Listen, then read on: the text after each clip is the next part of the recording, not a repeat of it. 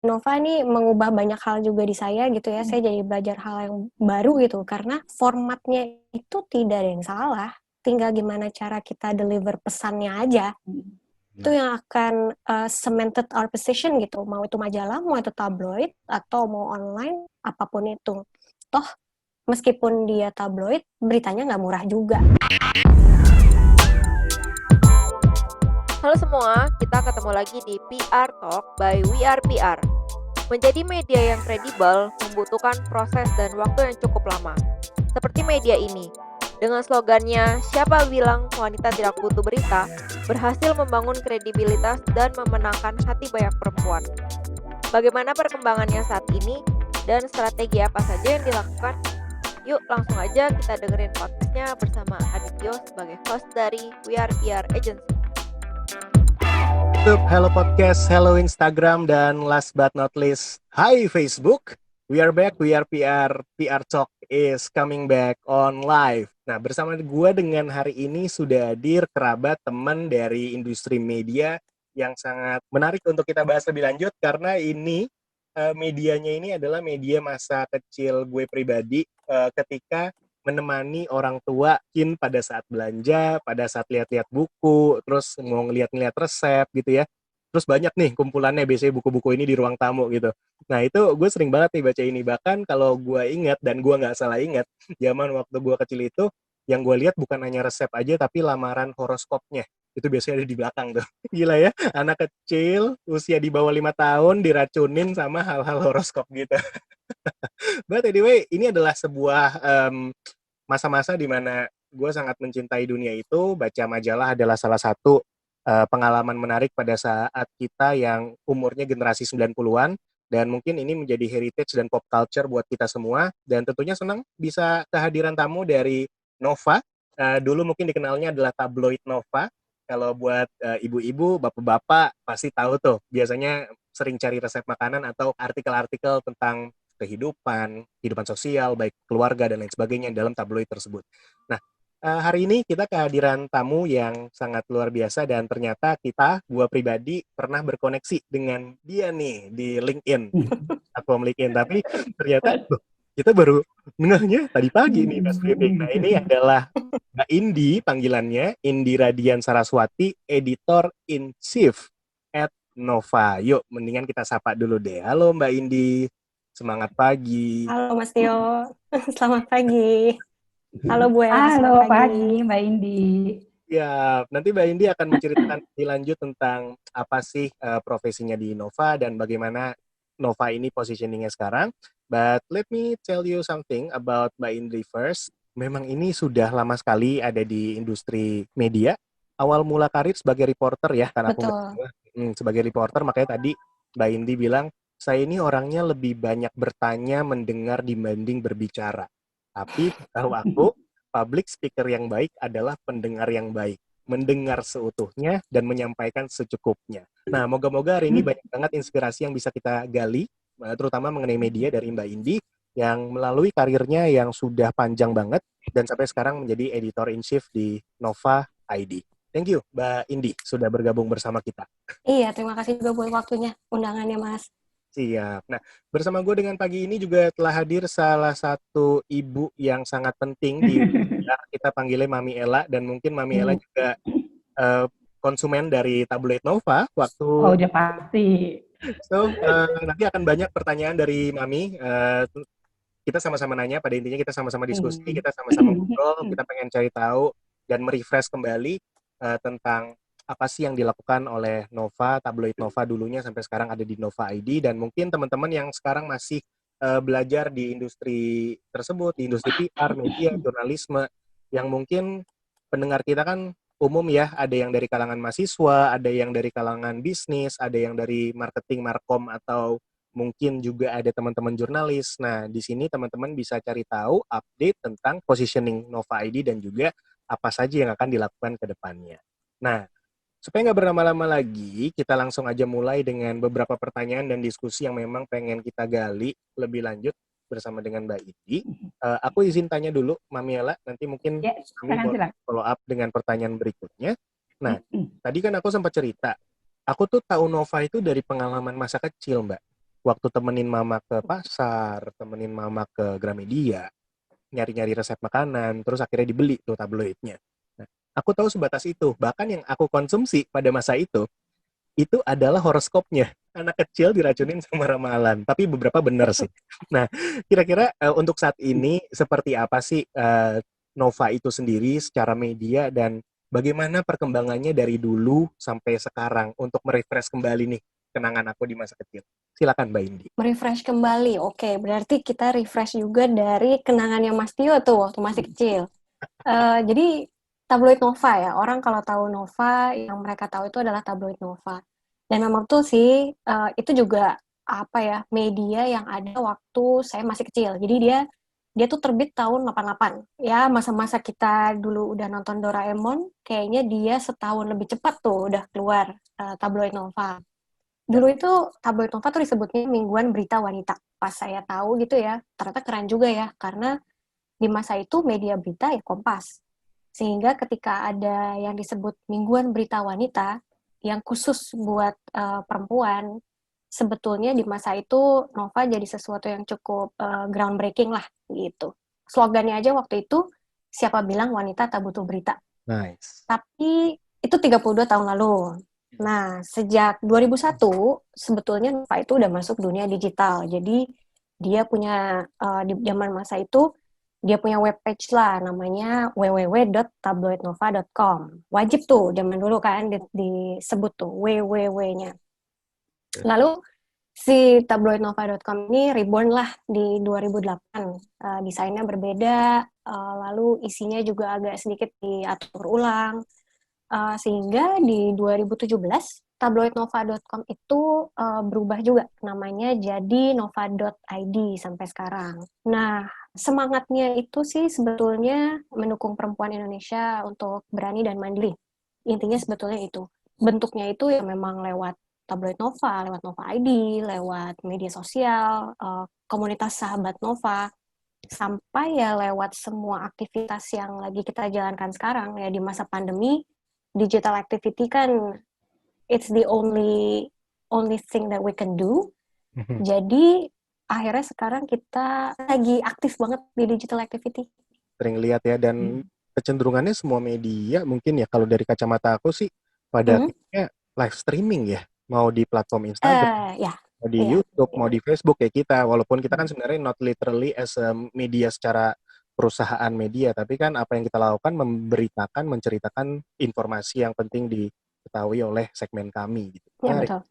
Kira-kira kalau misalkan aku boleh follow up questions lagi, dari tahun 2000 kan berarti mulai transisi ya, kurang lebih 2000-an tuh mulai transisi ke digital, akhirnya bertransformasi secara, mungkin sekarang udah sepenuhnya ya dengan Nova ID ke digital. Jadi memang cetaknya itu ada bagi kami untuk mempertahankan kredibilitas brandnya, karena di masa sekarang kan media online memang banyak ya, tapi media online yang masih punya support full credibility dari printnya itu kan sedihnya adalah semakin sedikit. Jadi kalau kami di Nova kita berusaha untuk sebisa mungkin mempertahankan credibility print itu gitu. Mempertahankan kredibilitas karena memang Nova awalnya adalah tabloid cetak. Dan Betul. industri yang berkembang di digital itu hanya sebagai, atau bukan hanya sebagai ya, adalah tanda di mana Nova terus bisa bertransformasi dan menyesuaikan perkembangan zaman. Iya, wajib. Yes, wajib. Dan tidak melupakan awal mula titik di mana Nova itu hadir di industri. Khususnya tadi yang sempat Mbak Indi bilang, yang aku juga setuju, siapa bilang sih wanita nggak butuh berita dan wanita itu harus berani dan mandiri. Itu setuju. Karena saya punya istri, saya juga punya ibu, saya punya istri, dan aku pun ke istri aku selalu bilang gitu, kamu harus berani, kamu harus mandiri. Walaupun punya suami yang masih digaji orang, tapi nggak berarti terusan minta duit. Ternyata di situ ujungnya. Tapi itu betul sih Mas, betul. Maksudnya seneng lah kalau misalnya ada lebih banyak laki-laki, lebih banyak pasangan ya, yang encourage pasangannya atau istrinya memang untuk ya kamu harus berani, kamu harus mandiri gitu. Berarti aku Apapun. dong, suami ideal. Apapun ekornya. Oh iya, apapun ekornya ya Mas, yang penting depannya oke tuh. Ya, selayaknya kita yang generasi 90-an ya, sebelum Nova udah ada Doraemon duluan kan ya. Kita juga suka dan punya hobi-hobi kayak gitu. Kayak sekarang nih saya masih ngumpulin Hot Wheels tuh. Oh, saya juga ada Mas Hot Wheels. Nah, yuk kita balik lagi ke diskusi kita. Menarik ya, menjadi wanita yang berani, menjadi wanita yang mandiri, berani, dan tentunya perlu mendapatkan informasi yang kredibel dong, yang trustable dong. Jangan sampai kita berani dan mandiri tapi tidak ada dasarnya nih, ujung-ujungnya ya Ya itu betul. salah Iya. cara juga. Karena kan itu tuh Nova tuh kan memang di tahun 90-an lah ya kalau nggak salah itu. Berarti kan Nova lahir aku udah lulus SMA nih ya, ketahuan tuanya gue.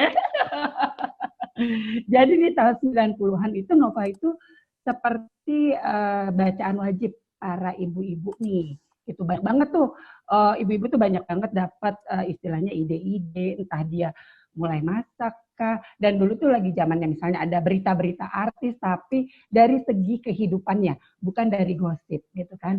Jadi banyak banget ibu-ibu yang seneng banget dan wajib beli Nova, dan aku tahu banget di rumahku juga memang kita dulu langganan Nova gitu, karena nyokap juga suka lihat tuh berita-berita apa sih gitu ya, karena nggak banyak dulu tabloid, hanya beberapa lah ya tabloid yang tentang wanita. Ya. Nah, untuk memenuhi kebutuhan ibu-ibu nih Mbak Indira, ya nggak sih pengalaman keren, kayak unik, kayak terus challenge nih kira-kira gini, apa sih yang ibu-ibu pengen nih tentang berita yang ibu-ibu mau baca? Karena kan waktu itu mungkin ada era di mana majalah wanita juga lumayan booming juga waktu itu ya, ada beberapa majalah. Pengalaman sebetulnya ini agak lucu sih Bu. Jadi kalau ditanya ya pengalaman apa yang paling berkesan di Nova, itu malah justru sebetulnya pengalaman pertama kali resmi berada di Nova. Gitu. Sebetulnya itu yang paling mungkin akhirnya itu yang paling challenging so far sampai sekarang, karena saya masuk itu pertengahan 2017. Jadi di masa itu ada angin perubahan, ada angin percepatan di industri media, sehingga di saat itu ada masanya saya itu harus menggarap tabloid Nova dengan 7 orang teman. Jadi sama saya tuh 8. Kita belum pernah produksi tabloid Nova sama sekali. Udah tuh ya, tuh udah kayak jeng-jeng, ini mesti gimana nih, gitu. Memang sih pengalaman mengerjakan media print itu udah ada, tapi di titik itu tuh kayak saya sedikit diingatkan sih bahwa ternyata memproduksi terbitan cetak ya yang kredibel gitu, yang standar jurnalistiknya juga baik, mau selama apapun udah kerja di media cetak, itu tetap menantang dan itu tidak mudah. Tapi itu mungkin dan itu bisa dilakukan. Jadi dengan bekal kayak gitu, kami berdelapan mau nggak mau dia harus terbit. Kan gitu ya, kalau di media tuh gitu, kalau apalagi dicetak, mau nggak mau di jam dia harus turun cetak, ya dia harus terbit, nggak bisa terlambat. Sehingga long story short, akhirnya kita berhasil mengeluarkan, berhasil menerbitkan, minggu demi minggu tetap keluar sampai sekarang. Lalu gimana caranya akhirnya, kalau buat saya pribadi, tahu kebutuhannya perempuan Indonesia itu kayak apa? Saya masuk langsung ke komunitasnya Sahabat Nova sih sebetulnya. Jadi saya dive in langsung ke situ. Nova itu punya sekumpulan perempuan hebat lah ya, namanya Perempuan Inspiratif Nova. Jadi dulu tuh bentuknya awarding gitu Bu. Lalu ada sekumpulan ibu-ibu hebat ini, perempuan-perempuan hebat. Mereka kebetulan mau buat reuni waktu itu. Itu masih 2017 juga. Saya baru sebulan gitu kayaknya. Mereka mau bikin reuni, udah saya langsung ikutan aja. Belum kenal gitu ya. Usianya juga variatif begitu kan. Terus mereka datang dari berbagai daerah juga, reuni di Solo. Udah saya ikutan aja. Kenalan mulai dari awal gitu. Tanya ini itu mulai dari awal. Judulnya pemimpin redaksi Nova, tapi di saat itu saya tahu nol soal Nova. Jadi saya harus belajar ulang lagi, get to know the audience-nya lagi, benar-benar tanya detail, lihat mereka tuh sehari-hari kayak gimana, arisan kayak gimana, ngobrolnya kayak apa, pakai baju apa, yang diomongin apa sih gitu. Nah, itu jujur sesuatu yang di luar apa ya, di luar lingkar pekerjaan saya selama ini gitu. Saya pernah kerja di media pria, saya pernah kerja di media anak, saya tidak pernah terpikir akan kerja di media wanita. To be honest, mungkin itu bukan pilihan pertama saya malah bekerja di media wanita. Tapi it is what it is. Saya itu sih yang saya lakukan, masuk langsung, tanya-tanya, mungkin di level yang mereka sudah menikah, belum menikah, ada yang janda, ada yang sudah bertahun-tahun belum bisa punya anak, ada yang sudah pisah. Wah, itu kan macam-macam ya Bu ya. Iya, benar. Tapi ya gitu, itu ya di luar ketemu artis, kalau ketemu artis ya udahlah ya. Ya pekerjaan media mah udah pasti ketemu, public figure udah pasti ketemu. Tapi yang ketemu audiens langsung kayak gitu itu mind blowing sih buat saya. Menantang banget ya, entah apa yang dibicarakan gitu ya. Apalagi kita nggak pernah tahu, maksudnya background mereka juga kita nggak tahu kan. Gitu, jadi memang luar biasa kan ya Mbak Indi ya. Iya. Sebenarnya apa yang aku paham atau aku tahu ya Mia, Mbak Indi ya, mungkin kalau boleh sharing juga pengalaman dan rasa gitu. Dunia media ini kayak apa ya? Kalau aku kan lulusannya marketing, basically memang orang bisnis juga. Tapi media ini kayak sosial banget sih, mendekatkan diri ke real audience, ke real orang gitu. Dan ada kepuasan batin sendiri ketika kita bisa menyuguhkan sebuah informasi yang memang melekat buat orang lain. Apapun informasi itu, mau itu politik, mau itu kehidupan, mau itu dalam hal investasi dan lain sebagainya, ketika itu melekat dan bisa mencantol ke kepala orang, dijadikan bahan belajar mereka, bahan pengembangan diri mereka, itu rasanya ada kepuasan tersendiri gitu. Walaupun mungkin tulisan kita hanya 1 lembar artikel, tapi itu diingat terus sampai dengan hari ini gitu. Jadi seperti itu ya aku ngelihatnya ya, mencari dari lapangan dan menghadirkan kembali untuk lapangan gitu, dari teman-teman ke teman-teman. Nah, tadi aku ada pertanyaan lebih detail nih Mbak Indi, mungkin kalau misalkan boleh kita belajar, kalau cara dapat berita tadi udah dijawab, kita harus research secara langsung, bercerita, ngobrol, pokoknya kita harus tahu tuh kebutuhan mereka. Dan untungnya kalau di Nova ini kan ada Perempuan Inspiratif Nova ya, perkumpulan ibu-ibu yang sangat bisa digali lagi lebih dalam lagi. Nah, tadi sempat disebut untuk membangun kredibilitas brand atau kredibilitas media sendiri, ada standar jurnalistik yang harus dijaga. Walaupun kita tetap kejar tayang dan lain sebagainya, tapi tetap harus ada standarnya. Kalau boleh aku belajar nih, mungkin teman-teman di sini juga ada yang jurusan jurnalis, pengen belajar. Standar jurnalistik yang ada di Nova sendiri tuh seperti apa sih Mbak Indri kalau kami boleh tahu? Kalau teman-teman yang belajar jurnalistik itu kan tahu namanya 9 elemen jurnalisme.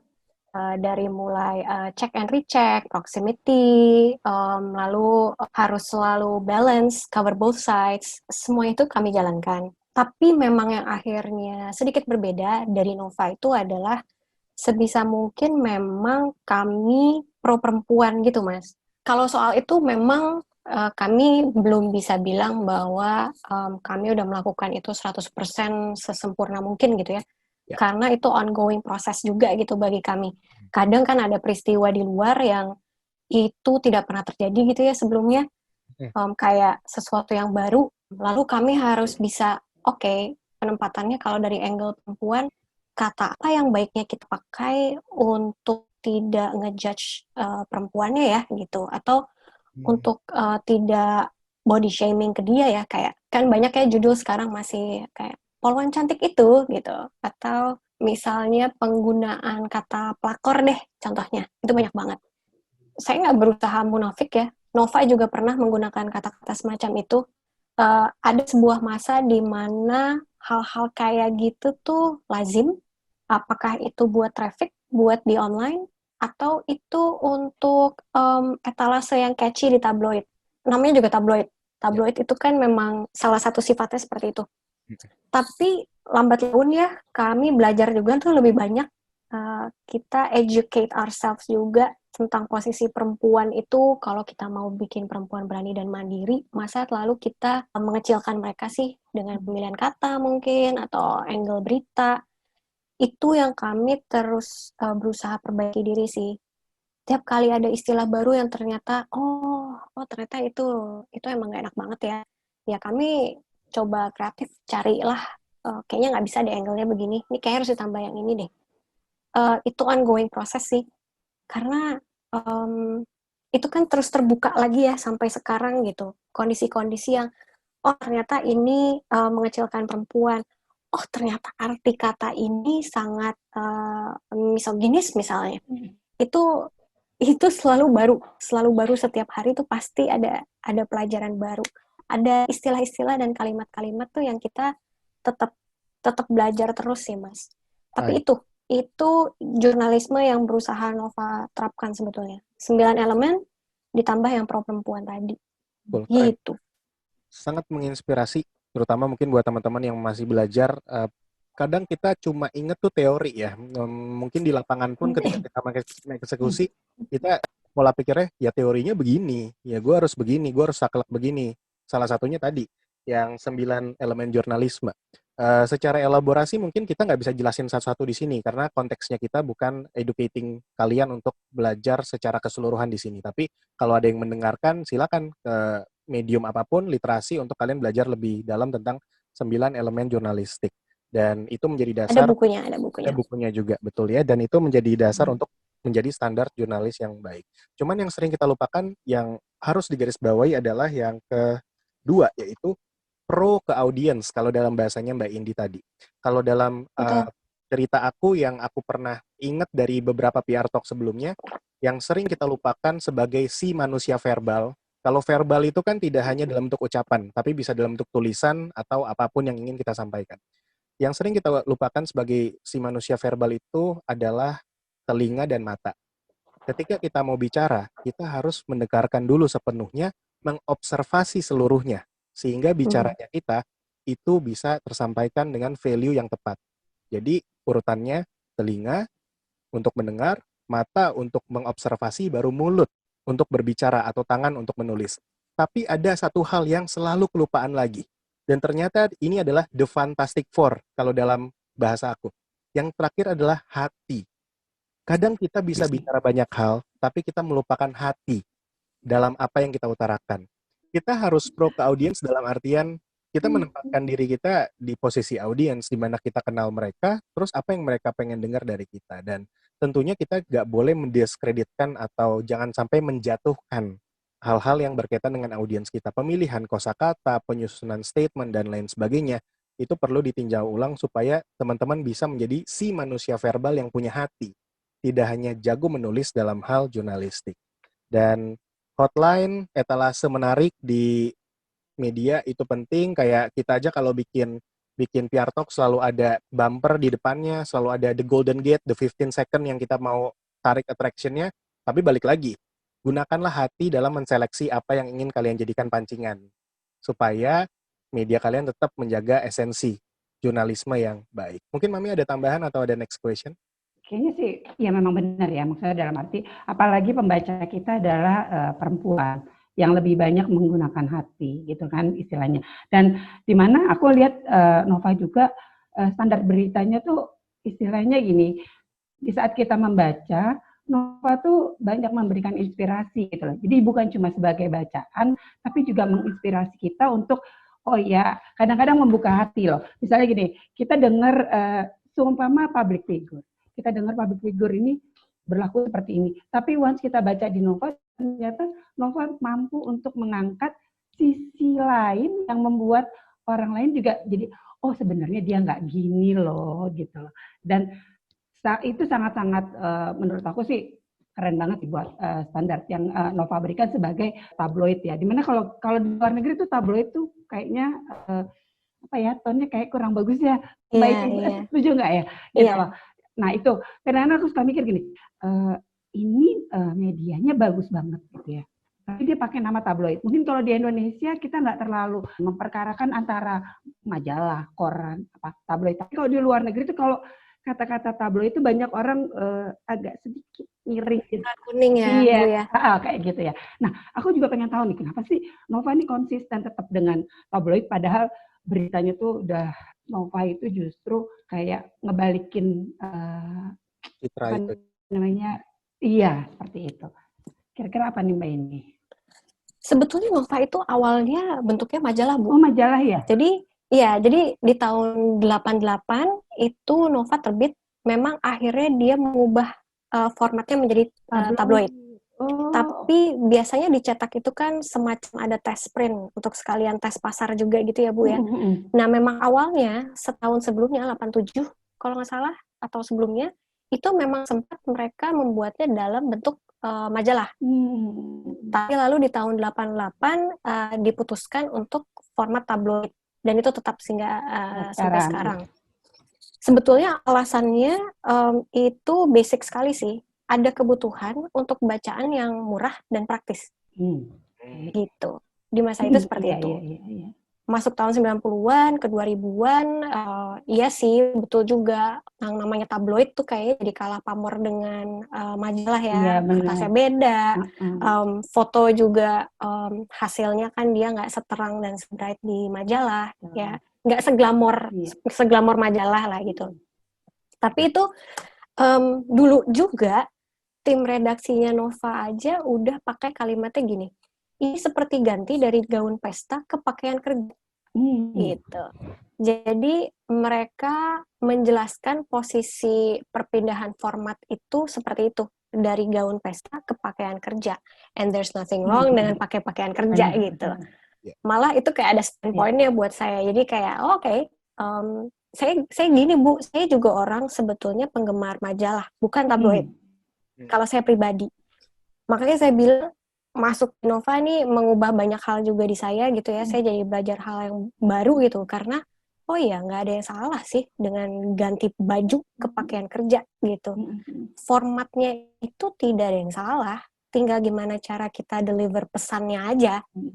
Itu yang akan cemented our position gitu. Mau itu majalah, mau itu tabloid atau mau online, apapun itu. Toh meskipun dia tabloid, beritanya nggak murah juga. Gitu. Kayak yang tadi Ibu cerita. Kan halaman Nova itu favoritnya biasanya memang resep. Tapi selain resep, peristiwa, itu yang modelnya current events gitu, kayak pembunuhan, kecelakaan, seterusnya ada di situ. Lalu hiburan, yang tadi artis, yang biasanya jadi covernya tabloid Nova, itu juga dari lama kegemarannya pembaca. Tapi memang akhirnya tulisannya praktis dibanding majalah ya, secara sifat medianya sendiri. Tapi ya kami tetap berusaha tetap aktual sih, tetap kritis. Yang selalu diingatkan itu adalah yang tadi Ibu Ella bilang, menggugah emosi itu. Itu penting karena kita tahu audiens kita siapa. Malah justru ya Bu, di masa sekarang format tabloid ini jadi sesuatu yang rasanya perlu disyukuri sih. Dengan kondisi ekonomi juga ya.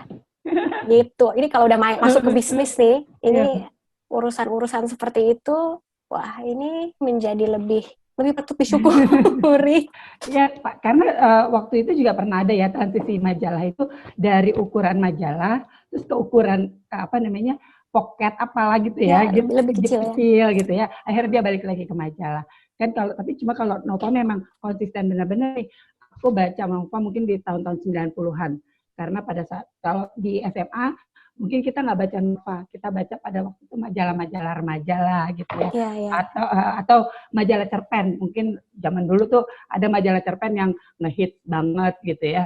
Nah, dan itu memang yang aku salut tuh dari Nova tuh tetap megang konsistensi itu gitu, dan beritanya tuh gini, terkadang kita sudah baca di koran nih untuk yang ibu-ibu nih, jadi aku dari segi ibu-ibunya nih ya udah baca di koran, tapi waktu baca di Nova ada sisi yang di koran ataupun di majalah lain tuh nggak kekulik gitu loh. Itu yang bikin Nova itu dapat hati banget gitu loh di mata ibu-ibu. Jadi ibu-ibu yang nggak suka, maksudnya dia suka pengen tahu public figure idolanya dia, tapi dia nggak mau denger gosip yang aduh gimana sih, yang cuma selintasan gitu gosip loh. Receh gitu ya Bu ya? Iya gitu. Jadi kalau dia baca di Nova itu kayak collectible tuh nggak sih, kayak edisinya dia simpen. Di samping resep-resepnya tadi tuh, resep-resep Nova kan mereka pada kumpulin gitu ya. Clippingan, iya. Bener gitu. Nah itu yang apa ya? Nah, ini dari sudut pandang para suami nih. Tadi kan Mami Ella dari sudut pandang ibu-ibu. Boleh dong sudut pandang suami. Iya. Sudut pandang suami ini ini menghargai loh istri-istri yang bisa menemukan konten positif yang ekonomis dan juga praktis. Seperti yang tadi dibilang. Nah, Benar itu, benar.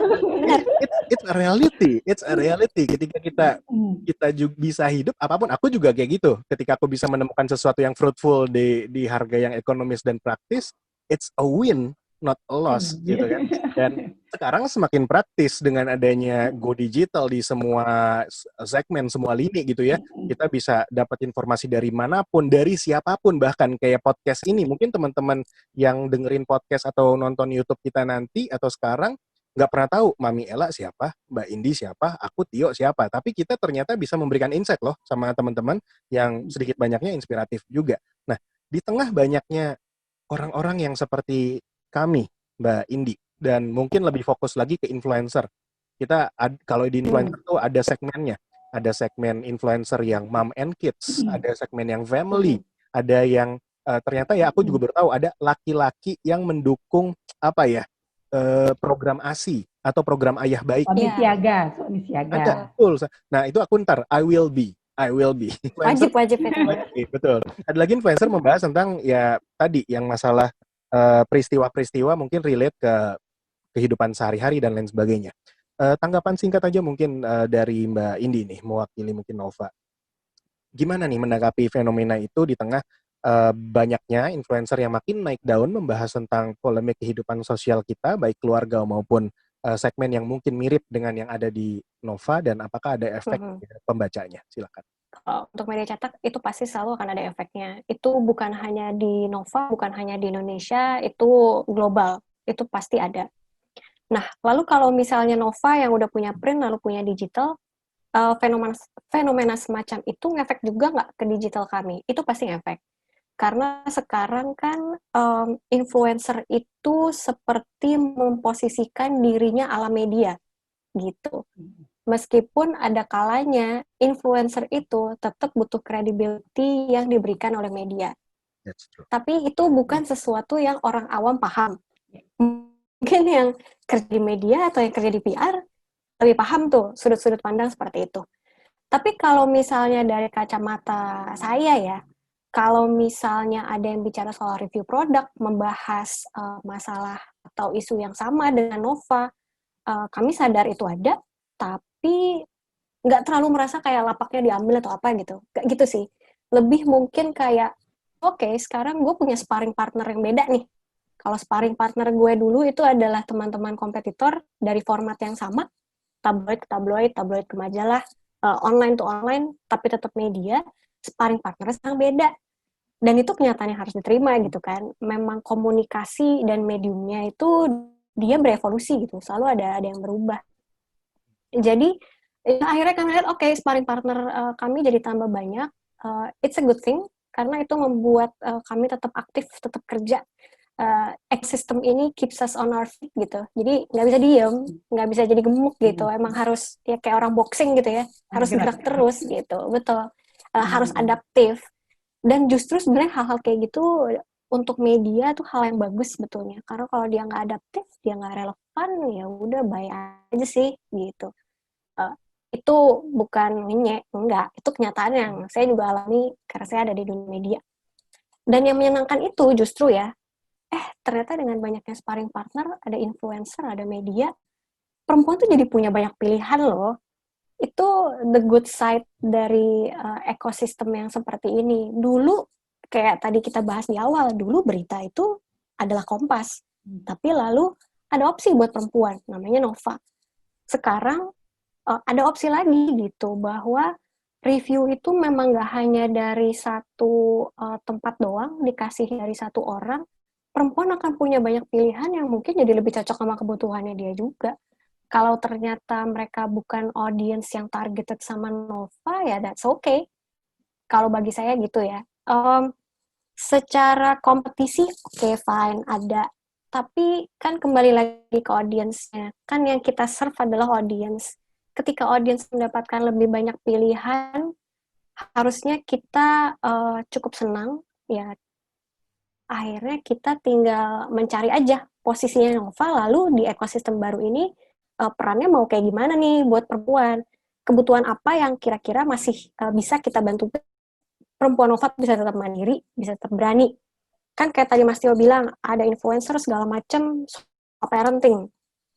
Yang kami lakukan di Nova adalah yang tadi, cari celah yang memang masih ada kebutuhannya. Saya rasa itu dilakukan oleh banyak media, banyak bisnis. Kalau Nova akhirnya kita fokusnya ke keuangan, kesehatan, keluarga, dan semua campurannya, khususnya keuangan akhirnya sekarang. Karena kami melihat yang membahas keuangan itu khusus untuk perempuan belum banyak. Itu makanya literasi keuangan perempuan itu masih lebih rendah jauh daripada laki-laki. Sedangkan di masa kayak sekarang, seperti tadi Mas Tio bilang, yang namanya prinsip ekonomi di masa pandemi itu penting banget. Dan perempuan harus tahu, karena dia jadi Menteri Keuangan Keluarga. Ya kami bersyukur sih jadinya, kami dapat campaign namanya Pintar Atur Uang, itu menjadi relevan buat audience, buat perempuan. Tapi itu hasil itu tadi sih Mas Tio, itu hasil ya Sparring. kayak dancing saat boxing ya. Iya.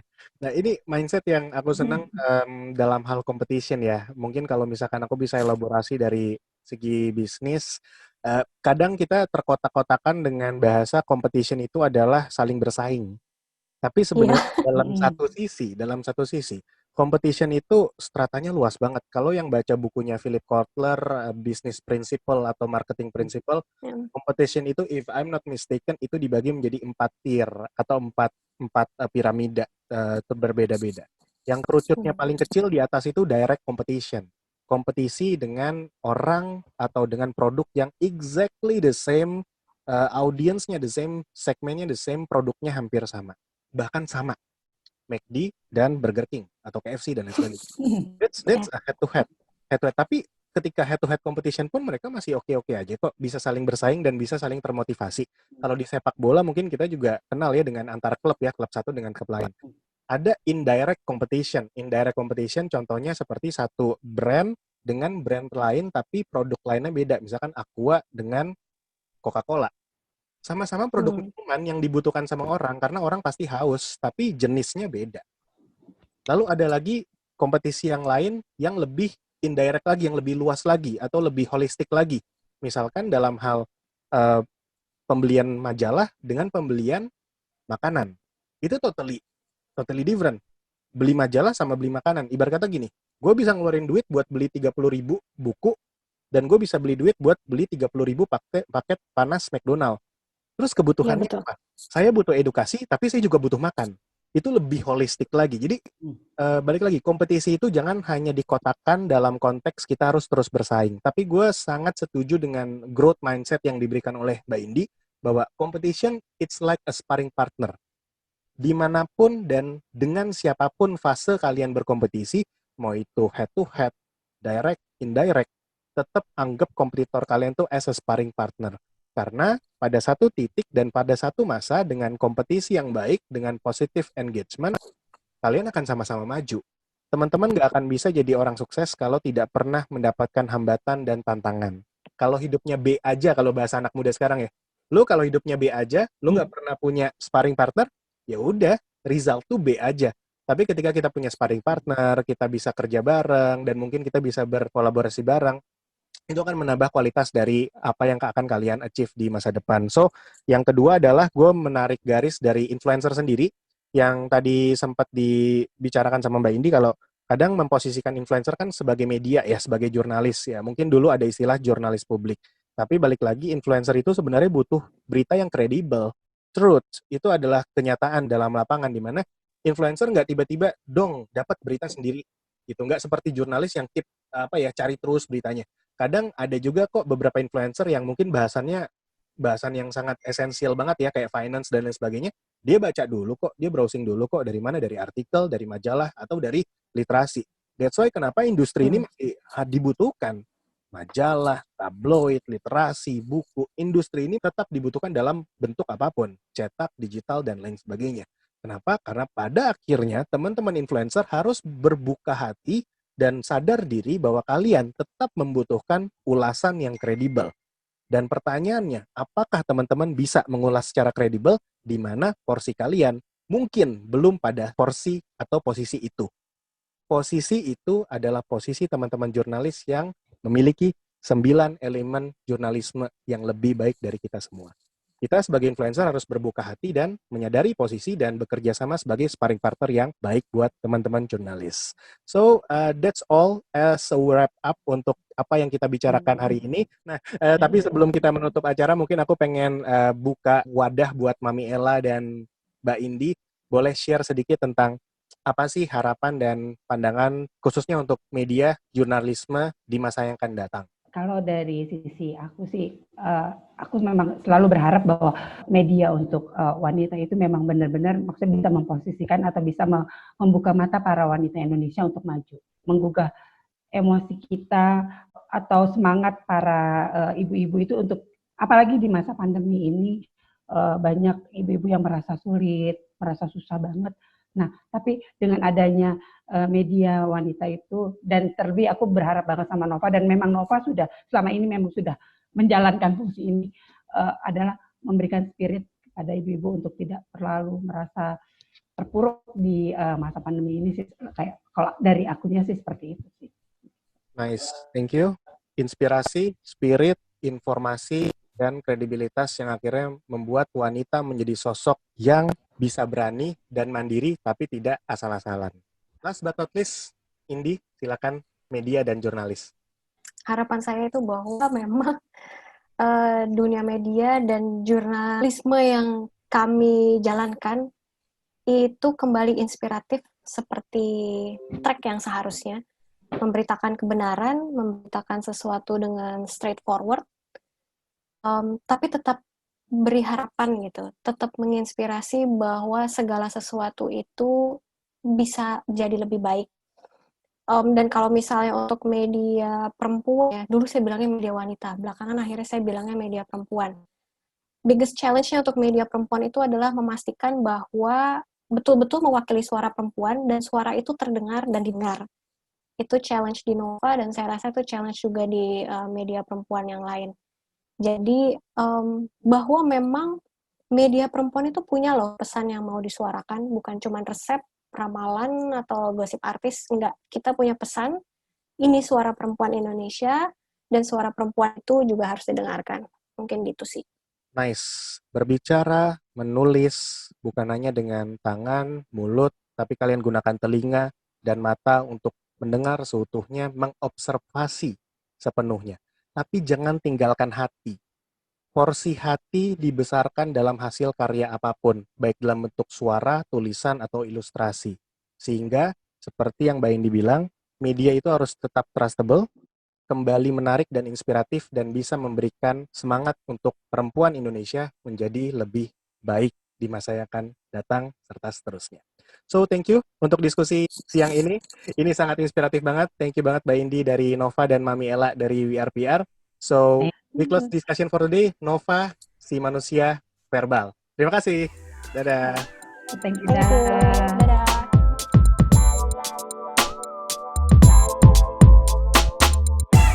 Sekian PR Talk kita hari ini. Terima kasih untuk semua yang sudah mendengarkan dan juga BEM UMN yang sudah support kita. Jangan lupa subscribe dan komen konten kita, serta follow Instagram @WeArePRNetwork. Sampai ketemu di PR Talk selanjutnya. Bye-bye.